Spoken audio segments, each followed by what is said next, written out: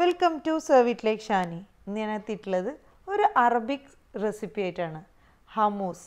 എല്ലാവർക്കും ഏറെക്കുറെ പരിചിതമായിട്ടുള്ളൊരു വേർഡാണ് ഹമ്മൂസ്. പക്ഷെ പലർക്കും അതിൻ്റെ ട്രഡീഷണൽ ആയിട്ടുള്ള ആ റെസിപ്പി ഇപ്പോഴും അറിയാത്തവരുണ്ട്. അപ്പോൾ അവർക്ക് വേണ്ടിയിട്ടാണ് ഞാനിന്ന് ഈ ഒരു ട്രഡീഷണൽ റെസിപ്പി ആയിട്ട് വന്നിട്ടുള്ളത്. അപ്പോൾ നമുക്ക് നേരെ റെസിപ്പിയിലേക്ക് പോയാലോ. അപ്പോൾ അതിന് വേണ്ടിയിട്ട് ഞാനിവിടെ വൈറ്റ് ചണ, വെള്ളക്കടല, ഒരു ഗ്ലാസ് വെള്ളക്കടലയാണ് എടുത്തിട്ടുള്ളത്. ഈ കടല നന്നായി വാഷ് ചെയ്ത ശേഷം 2-3 തവണ വാഷ് ചെയ്തിട്ട് നല്ല വെള്ളത്തിൽ കുതിർത്തി വെച്ച കടലയാണിത്.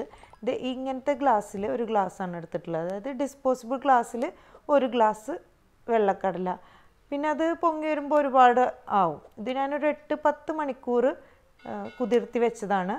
ഇനി നമ്മൾക്ക് ഓവർനൈറ്റ് ഇടാമെങ്കിൽ അതാവും ബെറ്റർ. അപ്പോൾ നല്ല സ്മൂത്തായിട്ട് കിട്ടും നമുക്ക് കടലയുടെ പേസ്റ്റ്. അങ്ങനെ നമ്മളൊരു കുക്കറിലേക്ക് ആ വെള്ളത്തോടു കൂടെ തന്നെ കടല ആഡ് ചെയ്ത് കൊടുക്കുക. അതിൻ്റെ കൂടെ ആവശ്യത്തിന് ഉപ്പും അതുപോലെ തന്നെ 1 ടീസ്പൂണ് ബേക്കിംഗ് സോഡ ചേർത്ത് കൊടുത്താൽ ഈ കടലയൊക്കെ വളരെ സോഫ്റ്റായിട്ട് നമുക്ക് കുക്ക് ചെയ്ത് കിട്ടും. അതിന് വേണ്ടിയിട്ടാണ് ബേക്കിംഗ് സോഡ ചേർക്കുന്നത്. എന്നിട്ട് ഒരു വിസിൽ മീഡിയം ഒരു അരമണിക്കൂറെങ്കിലും എടുക്കും. കുക്കർ വിസിൽ വന്നതിന് ശേഷം ഇത് കണ്ടിൽ കടലയൊക്കെ നല്ല സോഫ്റ്റായിട്ട് തന്നെ കുക്ക് ചെയ്ത് കിട്ടിയിട്ടുണ്ട്. ഇത് ഞാൻ വളരെ ചെറിയ ഫ്ലെയിമിൽ അരമണിക്കൂറാണ് കുക്ക് ചെയ്തിട്ടുള്ളത്.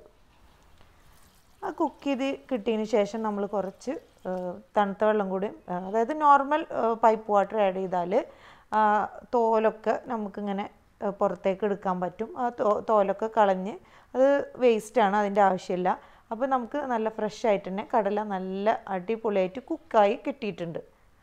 അതിനുശേഷം നമ്മൾ ഗ്രൈൻഡർ മിക്സി എടുത്തിട്ട് ഈ കുക്കായ ഈ കടലയും അതിനോട് കൂടെ തന്നെ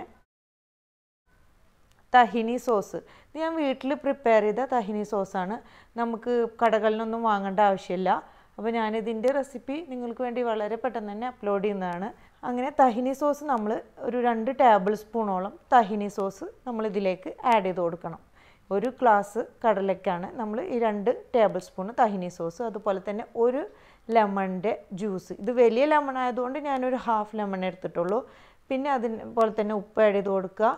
ഒരു 2-3 അല്ലി വെളുത്തുള്ളി, ചെറിയ 2-3 അല്ലിയാണ് കേട്ടോ. ഇതാണ് വളരെ ചെറിയ അല്ലിയാണ്. വലിയ ഗാർലിക് ആണെങ്കിൽ ഒരേ ഒരു അല്ലി മാത്രം മതി. 1 ടീസ്പൂണ് ജീരകം, ചെറിയ ജീരകം, ആവശ്യത്തിന് ഒലിവ് ഓയിലും ചേർത്ത് കൊടുത്ത് ഇനി നന്നായിട്ട് നല്ല സ്മൂത്തായിട്ട് തന്നെ നമുക്ക് അരഞ്ഞ് കിട്ടണം.